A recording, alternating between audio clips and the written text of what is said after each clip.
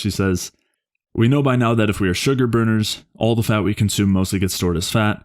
The body rarely accesses the fat, and whatever glucose we don't use up also gets stored as fat. And then this next quote kind of ties in directly, and she says, if you eat this way, make sure you're metabolically healthy and that you're cycling between sugar burning and fat burning. Otherwise, you'll only be using the sugar as energy and store away most of the good fats you're consuming. One way to check this is by checking your ketones occasionally. If you never register ketones, I'd be concerned if you're eating lots of carbohydrates, over 200 grams daily, while also eating a high-fat diet, such as eating ribeye would be considered a high-fat in this context. So, again, these things are so far removed from anything related to the bioenergetic perspective for the most part.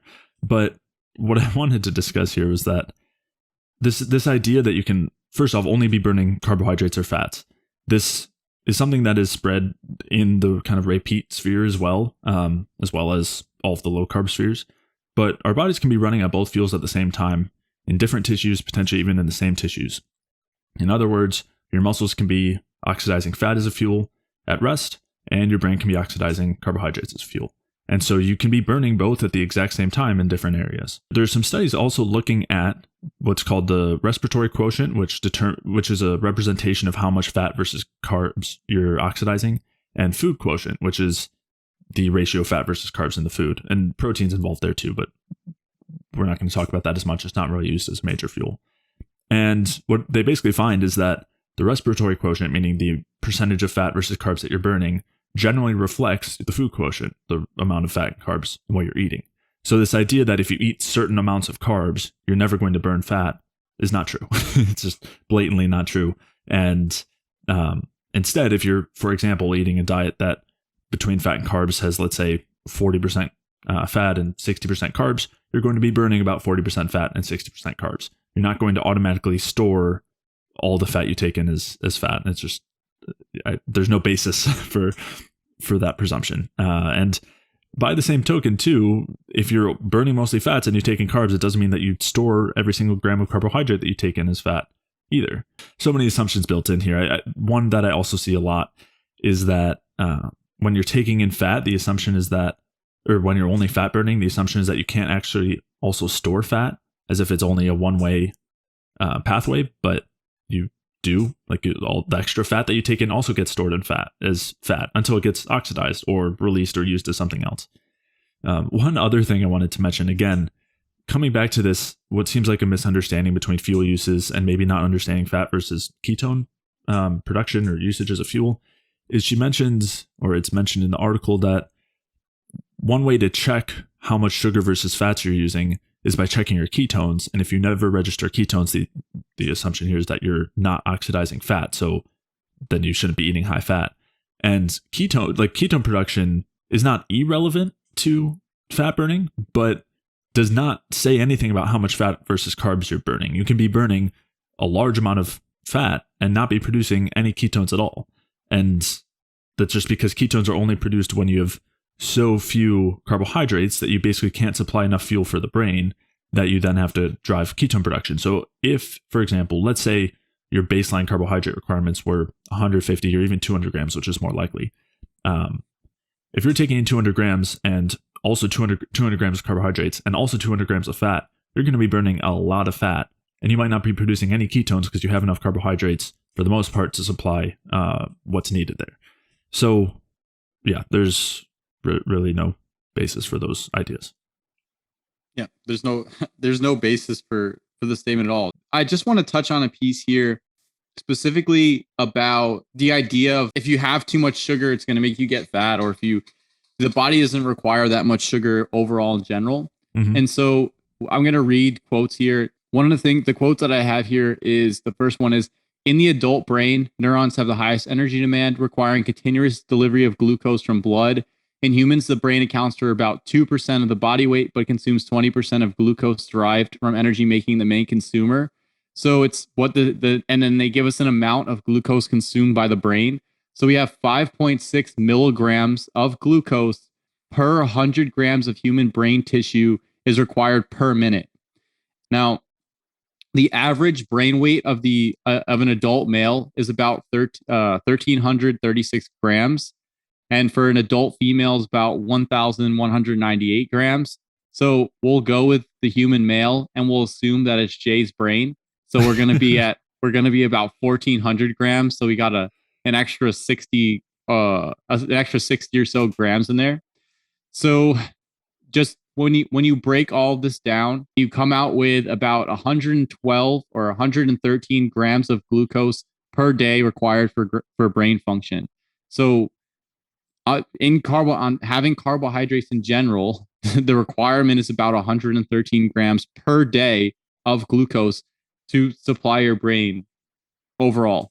Now, there's a, with that in mind, so we have a baseline 113 grams a day of carbohydrates.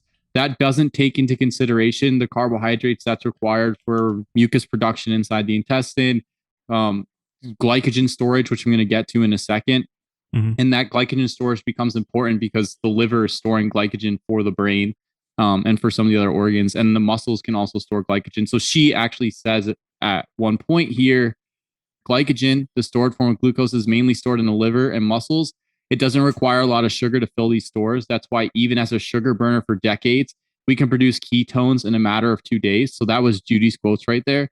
Mm-hmm. So the first piece I want to discuss before I even get into the specifics of glycogen, but the fact that you can start producing ketones in a matter of 2 days shows the importance of maintaining adequate glycogen stores and how fast your glycogen stores can be depleted. So in 2 days, you can deplete your glycogen stores and then subsequently not have enough carbohydrate to supply glucose to the brain in the form of glycogen, or have enough glycogen to provide glucose to the brain. And so then your body is forced to rely on ketones.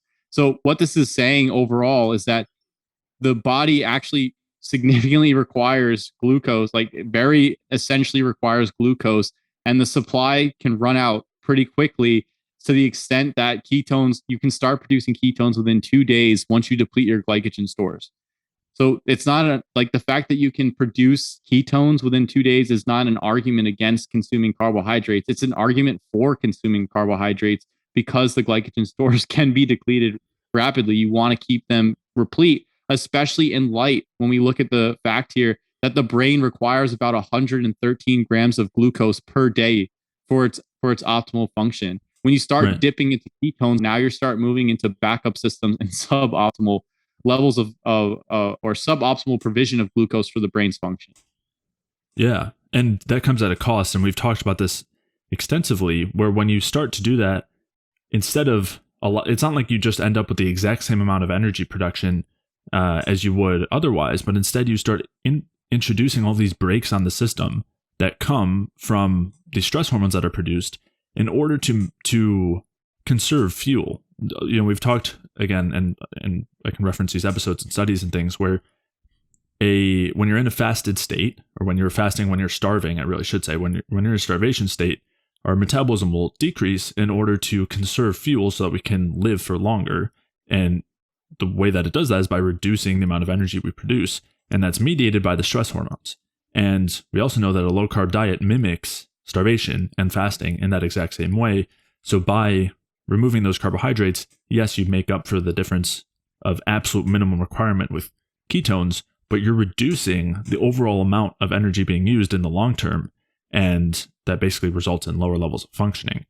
The other piece here that I wanted to mention, so you were talking about the brain requiring about 110 grams of glucose per day based on that study. There's some interesting research looking at the liver's glucose production in fasting, and basically, if you extrapolate the data, what they show is that during a fasting state, the liver is producing about 180 to 220 grams of carbohydrates per 24 hours, which is probably much closer to our actual minimum glucose requirements, because, as you mentioned, there's areas other than the brain that require glucose, and that number for the brain could be potentially on the lower end of, depending on that, whether it's 20%, 25% of the total metabolic rate, and on from there.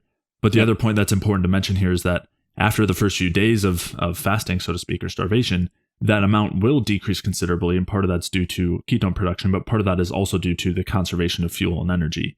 And so again, that 180 to 220 grams is more reflective of someone who's using a lot of carbohydrates, you know, at least some amount, at least 220 grams worth, as opposed to someone who is adapted to a low carb diet where that would not be their requirement initially, because they would be relying way more on fat and way more on ketones. But as you said, Judy's quote talking about how quickly we deplete our own glycogen stores to the point that we produce ketones is a suggestion of how much glucose we actually do use and require when we're on a carbohydrate containing diet.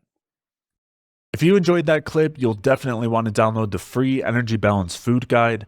The Energy Balance Food Guide will help you determine exactly what to eat to optimally support your metabolism and help you lose weight, improve your digestion, get amazing sleep, boost your energy, and so much more.